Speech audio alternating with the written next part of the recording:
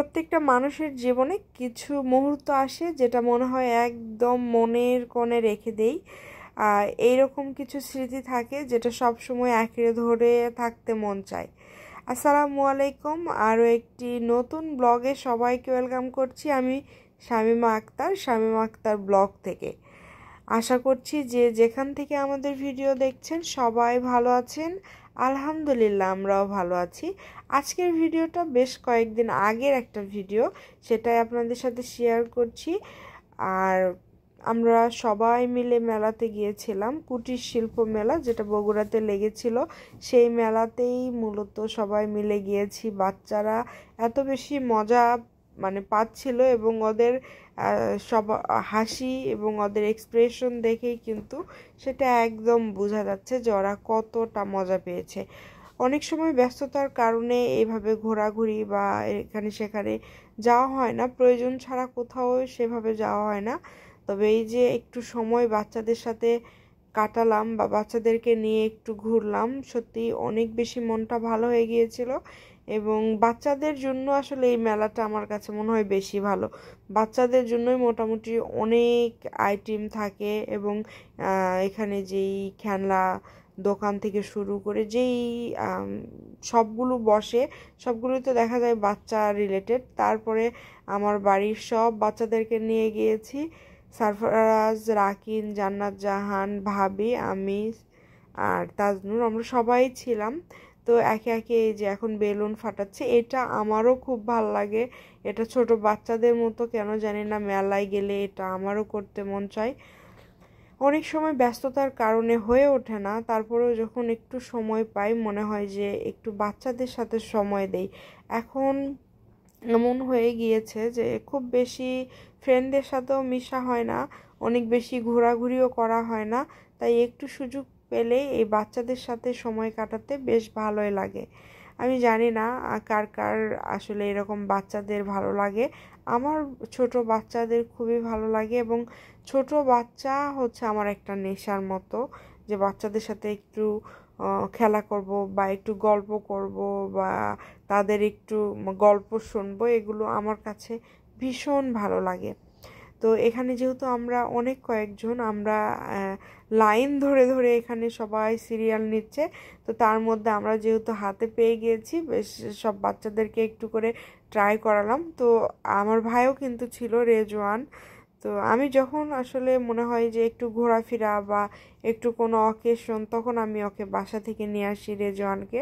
প্রত্যেকটা জায়গাতে আমি ওকে রাখার চেষ্টা করি, কারণ আমার মনে হয় তো আমি এত বড়, তারপরেও আসলে অনেক সময় অনেক কিছুর জন্য অনেক আফসোস হয়। আমি চাই না যে আমার ভাইটা আসলে কোনো কারণে ও কষ্ট পাক বা ওর একবারও মনে হোক যে আপু এখানে গেল বা ওখানে গেল, আমাকে নিয়ে গেল না।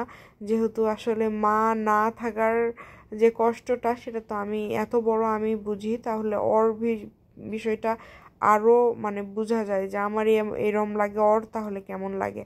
তো সেই জায়গা থেকেও আসলে বলে না, বড় বোন তো মায়ের মতোই। তা একটা মা তো কখনোই তার সন্তানকে ছেড়ে কোনো একটা উৎসব বা কোনো খাওয়া দাওয়া বা কোথাও গিয়ে আসলে কখনোই শান্তি পায় না। তো সেই কারণেই মনে হয় আমিও কোথাও গিয়ে আসলে ওকে ছেড়ে গিয়ে আসলে আমার ভালো লাগে না। আমি যেখানেই যাই না কেন বা যে কোনো প্রোগ্রাম হোক না কেন আমার বাসায় বা যেটাই হোক না কেন, আমি ওকে সাথে সাথে নিয়ে আসি।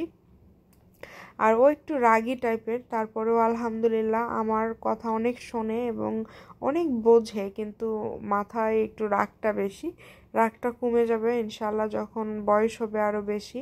তো এখানে এসে আমরা বেলুন ফাটাচ্ছিলাম। এটা হচ্ছে 4টা যদি ফাটানো যায় তাহলে একটা বক্স পাওয়া যাবে। তো 4টার বেশি আসলে আমিও পারিনি, সারফরাজের বাবাও পারেনি। তো এইদিকে আমরা এই বেলুন ফাটাচ্ছি আর ওইদিকে বাচ্চারা এখন হচ্ছে নৌকাতে উঠেছে। নৌকাতে একদমই আমি উঠতে পারি না, আমার খুব বেশি ভয় লাগে আর কেমন জানি মাথা ঘোরে।